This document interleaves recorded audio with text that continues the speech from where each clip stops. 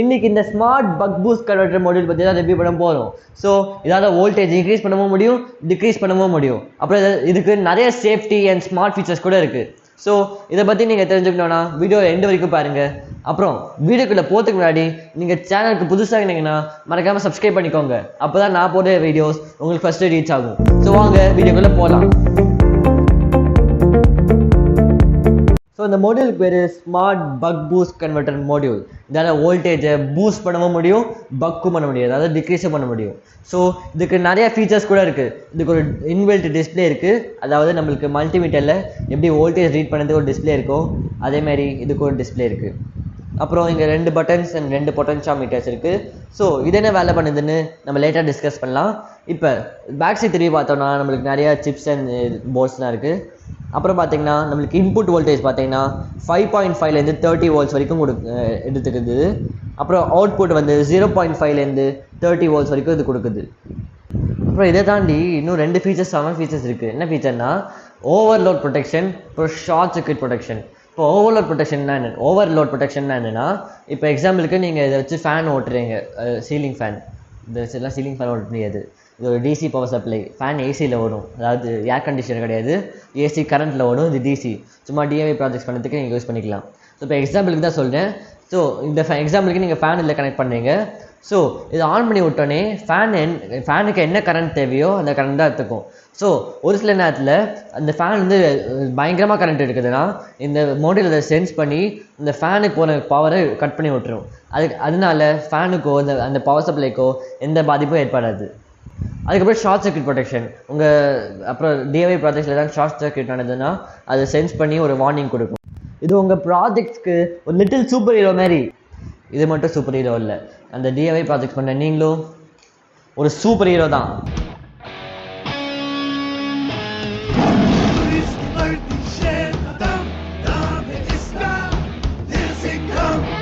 சரி, இப்போ இது எப்படி ஒர்க் ஆகுதுன்னு பார்க்கலாம். ஸோ இங்கே பார்த்தீங்கன்னா உங்களுக்கு இன்புட் இங்கே 2 டெர்மினல் இருக்குது, இங்கே ஒரு அவுட்புட் 2 டெர்மினல் இருக்குது. இன்புட் பார்த்தீங்கன்னா உங்களுக்கு வந்து 5.5லேருந்து 30 வோல்ட்ஸ் வரைக்கும் கொடுக்கலாம். அவுட்புட் வந்து 0.5 வோல்ட்லேருந்து 30 வோல்ட்ஸ் வரைக்கும் இது கொடுக்கும்.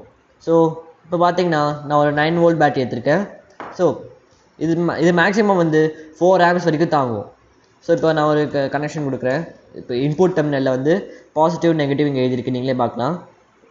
இங்கே இந்த மேல் பக்கம் வந்து பாசிட்டிவ், இந்த பக்கம் நெகட்டிவ். அதேமாதிரி இங்கே மேல் பக்கம் பாசிட்டிவ், இந்த பக்கம் நெகட்டிவ். ஸோ உங்களுக்கு டெர்மினலாகவும் கனெக்ட் பண்ணிக்கலாம், இல்லை இங்கே சால்டிங் பண்ணனாலும் பண்ணிக்கலாம்.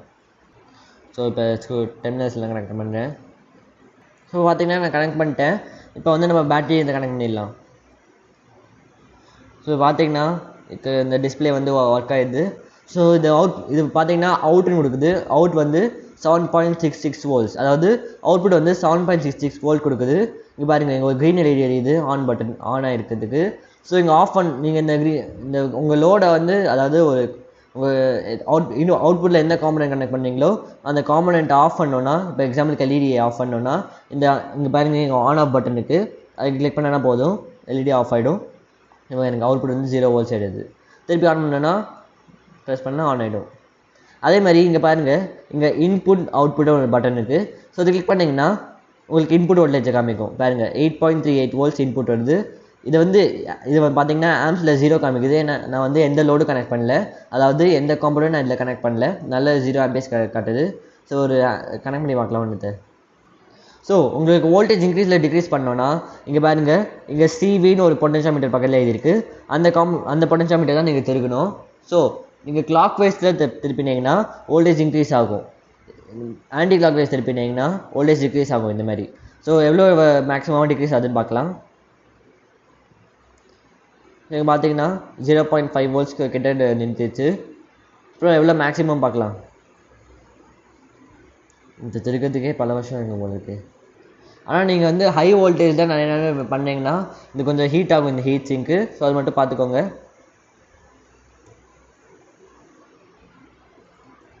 ஸோ பார்த்தீங்கன்னா எனக்கு 29 மேலே போக மாட்டேங்குது, நீங்களே பாருங்கள், டிக்ரீஸ் ஆகிடுது. ஸோ 29 வோல்டேஜ் வரைக்கும் போக விடுது. இப்போ நம்ம வோல்டேஜ் டிக்ரீஸ் பண்ணிக்கலாம். பாருங்கள், இந்த எல்இடி ஆனாக இருந்தாலும் இந்த விட மாட்டேங்குது. ஏன்னா அது ஹீட் ஆகும், இல்லை சேஃப்டி ரீசன்ஸ்க்காகவே பண்ணுது. நம்ம டிக்ரீஸ் பண்ணிக்கலாம். இப்போ திருப்பி ஆஃப் பண்ணிவிட்டு ஆன் பண்ணலாம். இப்போ பார்த்தீங்கன்னா ஆன் ஆயிருக்கு, 20 வோல்ட்ஸ் இருக்குது.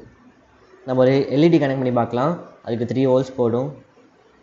ஸோ உங்களால் ப்ரிசைஸாகவும் வோல்டேஜ் செட் பண்ண முடியும். இங்கே பாருங்கள், லைட்டாக திருப்பினா வோல்டேஜ் லைட்டாக பார்த்து பாருங்கள்.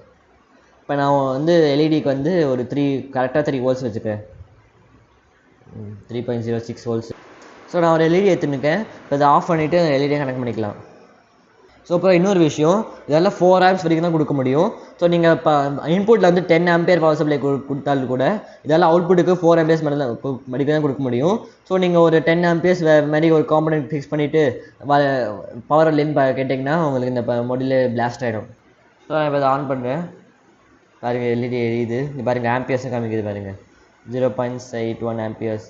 ஆம்பியர் என்ன எனக்கு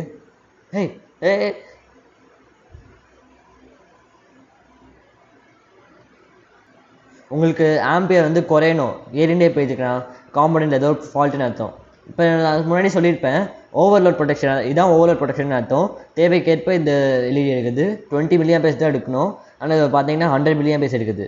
ஸோ இது நீங்கள் சொன்னீங்க ஓவர்லோட், நான் முன்னே சொல்லியிருந்தேன் ஓவர்லோட் ப்ரொடெக்ஷன் வந்து இது கொடுக்கணும். ஆனால் ஏன் இப்போ கொடுக்கலன்னா, நம்ம ஓவர்லோட் ப்ரொடெக்ஷனை செட் பண்ணணும். அதாவது உங்கள் பவர் சப்ளைக்கு ஏற்றாப்பில் உங்கள் ஓவர்லோட் ப்ரொடெக்ஷன் செட் பண்ணணும். இப்போ இந்த எக்ஸாம்பிளுக்கு இந்த பேட்டரி வந்து 1 ஆம்ப்ஸ் கொடுக்குதுன்னா உங்கள் ஓவர்லோட் ப்ரொடெக்ஷனை நீங்கள் செட் பண்ணிக்கணும் 1 ஆம்ப்க்குன்னு. அப்போ தான் பண்ணணும், இல்லாட்டி எவ்வளோ ஆம்ப் எடுத்தாலும் இது வந்து கொடுத்துட்டே தான் இருக்கும். ஸோ அதை எப்படி செட் பண்ணணும்னு இப்போ பார்க்கலாம். ஸோ அந்த ஓவர்லோட் ப்ரொடெக்ஷனை செட் பண்ணதுக்கு உங்களுக்கு இந்த 2 டெர்மினல் ஷார்ட் பண்ணணும். ஷார்ட் பண்ணதுக்கு உங்களுக்கு வந்து இந்த மாதிரி ஒரு காப்பர் மாதிரி வேணும், காப்பர் ஒயர் மாதிரி வேணும்.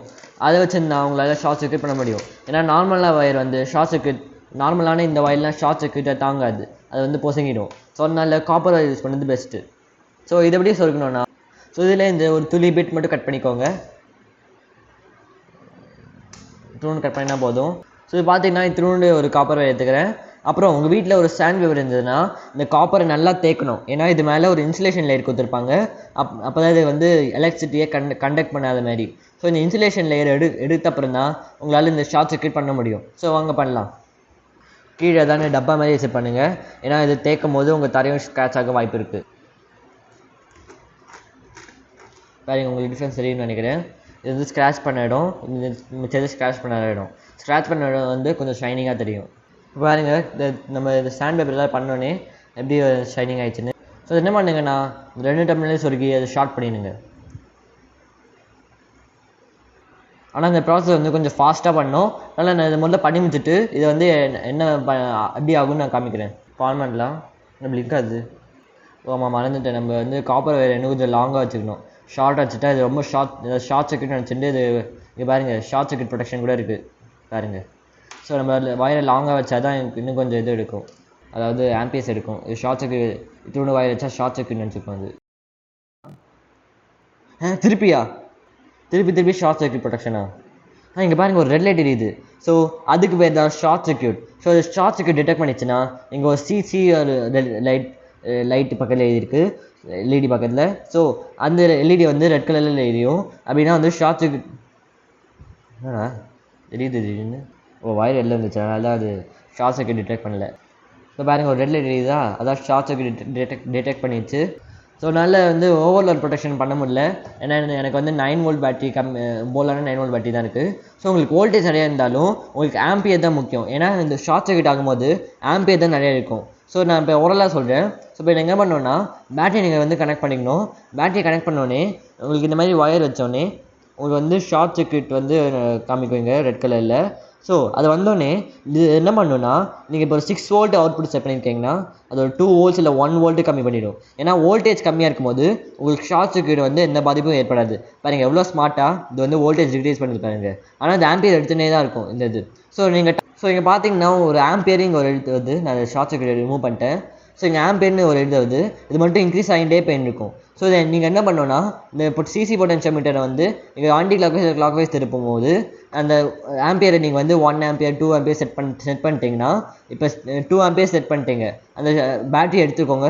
பேட்டரி எடுத்தோடனே இந்த ஷார்ட் சர்க்யூட்டை வந்து எடுத்துகிட்டு திருப்பி பேட்டரி கனெக்ட் பண்ணிங்கன்னா உங்களுக்கு வந்து இந்த 2 ஆம்பியர்ஸ்க்குள்ளே எந்த காம்பனண்ட் வேணாலும் கனெக்ட் பண்ணலாம். இப்போ ஒரு 1 ஆம்பியர் ஒரு மோட்டார் கனெக்ட் பண்ணிங்கன்னா அது ஜாலியாக ஒர்க் ஆகும். ஆனால் நீங்கள் ஒரு 3 ஆம்பியர்ஸ் மோட்டார் கனெக்ட் பண்ணிங்கன்னா இந்த மாதிரி ஒரு பிளிங்க் ஆகிட்டே இருக்கும். அப்படின்னா ஷார்ட் சர்க்யூட் இருக்குது இல்லை ஓவர்லோட் ஆயிருக்குன்னு ஒரு இண்டிகேஷன் வரும்.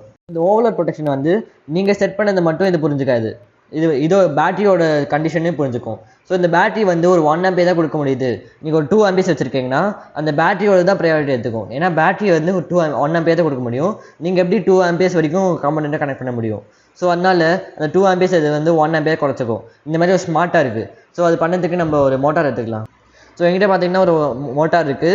இந்த மோட்டார் வந்து இந்த பேட்டரியில் ஓடாது, ஏன்னா இது வந்து கம்மியான கரண்ட் தான் கொடுக்கும். ஆனால் இது ஓடுதான்னு இப்போ பார்க்கலாம். நம்ம ஓவர்லோட் கரண்ட் வந்து ப்ரொடெக்ஷன் வந்து 2 ஆம்பியர்ஸ் வரைக்கும் கொடுத்துருக்கோம். ஸோ இது நிஜமாவே இந்த பேட்டரியோட நிலைமையை புரிஞ்சுக்குமா அப்படின்றது பார்க்கலாம். ஸோ இப்போ பார்த்தீங்கன்னா நான் மோட்டாரை கனெக்ட் பண்ணிட்டேன். இப்போ ஃபஸ்ட்டு ஆன் பண்ணலாம். இப்போ பார்த்தீங்கன்னா மோட்டார் வந்து 100 ஆம்பியர் எடுத்துக்குது. வேறு மோட்டார் இருக்காது. இப்போ வந்து நான் வந்து வோல்டேஜ் கம்மியாக தான் வச்சுருக்கேன். அதனால் வந்து மோட்டார் கம்மியான ஆம்பியர் தான் இருக்குது, கம்மியான ஸ்பீட்லேயும் சுற்றுது. ஸோ இப்போ நான் வோல்டேஜ் இன்க்ரீஸ் பண்ணும்போது இந்த பேட்டரியோட நிலைமை அது புரிஞ்சுக்குமான்னு பார்க்கலாம். பாருங்க, நான் 3 வோல்ட் வச்சுருக்கேன். ஸோ இப்போ நான் வந்து இன்க்ரீஸ் பண்ணேன் வோல்டேஜை.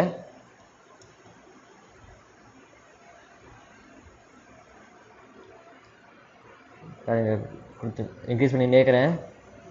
ஒரு சமயத்தில் இது வந்து ஸ்டாப் பண்ணிக்கும். பாருங்கள், போய் லைட்டாக பிளிங்க் ஆகுது டிஸ்பிளே. பாருங்கள், மோட்டார்னு பாருங்கள் கரண்ட் எடுத்துன்னு இருக்குது. பாருங்கள், இது ஒரே ஆஃப் பண்ணிடலாம். சிச்சோ, பேட்டரி எடுத்துடலாம். வர மாட்டேங்குது. பாருங்கள், இது பேட்டரியோட நிலைமையை புரிஞ்சுக்குது. நான் வந்து 200 மில்லி ஆம்பியர்ஸ் தான் தொட்டேன். அதுக்குள்ளே இது வந்து பேட்டரியோட நிலைமையை புரிஞ்சுட்டு கட் பண்ணிடுச்சு. நான் 2 ஆம்பியர்ஸ் வச்சது 200 மில்லி ஆம்பியர்ஸ்லேயே கட் பண்ணிடுச்சு. ஏன்னா அது பேட்டரியோட நிலைமையும் புரிஞ்சுக்கும், நீங்கள் செட் பண்ணது வந்து புரிஞ்சுக்கும். இப்போ நான் வோல்டேஜ் டிக்ரீஸ் பண்ணிட்டேன். இப்போ பார்த்தீங்கன்னா பேட்டரி மோட்டார் சூப்பராக இருக்காது. அதே இதை நான் இந்த மோட்டாரை பேட்டரிக்கு டேரெக்டாக கனெக்ட் பண்ணியிருந்தேன்னா இந்த பேட்டரி வந்து ஃபுல் 9 வோல்ட் கொடுத்துரும், கரண்ட்டை கொடுக்க முடியாமல் இருக்கும், தவிச்சுன்னு இருக்கும். நல்லா சரியாக ஒர்க் பண்ண முடியாது இதால். ஆனால் இதுக்கு இதுமாரி கனெக்ட் பண்ணிட்டா நம்ம வோல்டேஜ் இன்க்ரீஸும் டிக்ரீஸும் பண்ணிக்கலாம். அப்புறம் இதுக்கு தேவையான கரண்ட் எடுத்துக்கும். தேவையான கரண்ட் மேலே எடுத்தால் இந்த பேட்டரியோட நிலைமையும் நம்ம செட் பண்ண ஓவர்லோடையும் புரிஞ்சுட்டு கேல்குலேஷன்லாம் பண்ணிட்டு எதை பேட்டரியோட நிலைமை புரிஞ்சுக்கணுமா இல்லை நம்ம ஓவர்லோட் செட் பண்ணதை புரிஞ்சுக்கணுமான்னு டிசிஷன் எடுத்துகிட்டு இந்த மோட்டாரை வந்து ஓட வைக்கும், அதுக்கு தகுந்தாப்பில் ஓட வைக்கும். அப்புறம் இங்கே பார்த்தீங்கன்னா என்னது அப்புறம் இங்கே பார்த்தீங்கன்னா நம்மளுக்கு ஆம்பியர் மட்டும் இல்லை, இந்த இன்புட் அவுட்புட்டை வந்து லாங் ப்ரெஸ் பண்ணோன்னா நம்மளுக்கு வாட்ஸும் காமிக்கும். ஆம்பியர்ஸ் இல்லாமல் வாட்ஸ். பாருங்க, 0.19 வாட்ஸ் எடுக்குது இது. அதேமாதிரி திருப்பி லாங் ப்ரெஸ் பண்ணோன்னா நம்மளுக்கு இங்கே ஆம்பியர் திருப்பி வந்துடும். இப்போ இன்புட் பார்க்கலாம் எவ்வளோ வோல்டேஜ் இருக்குன்னு. 8 வோல்ட் இருந்தது 6 வோல்ட்டு மாறிடுச்சு. ஒரு மோட்டார் ஓட வச்சது 2 வோல்ட் கம்மி ஆயிடுச்சா. அப்புறம் இந்த ஆன் ஆஃப் பட்டனையும் நீங்கள் லாங் ப்ரெஸ் பண்ணிங்கன்னா உங்களுக்கு ஆஃப் அப்படின்னு டிஸ்பிளே கூட வரும். திருப்பி லாங் ப்ரெஸ் பண்ணிங்கன்னா ஆன். இந்த மாதிரி சூப்பரான ஃபீச்சர்ஸ் கூட இருக்குது இதில். ஸோ பாருங்க, இது நோண்டு மாடலுக்குள்ளே எவ்வளோ ஃபீச்சர்ஸ் இருக்குன்னு. ஸோ இந்த வீடியோ வந்து உங்களுக்கு யூஸ்ஃபுல்லாக இருக்கும்னு நம்புறேன். அப்படியே மறக்காமல் சப்ஸ்கிரைப் பண்ணிக்கோங்க. அப்போ தான் நான் பண்ண வீடியோஸ் இந்த மாதிரி உங்களுக்கு வந்து ஃபஸ்ட்டு ரீச் ஆகும். அடுத்த வீடியோ சந்திக்கலாம்.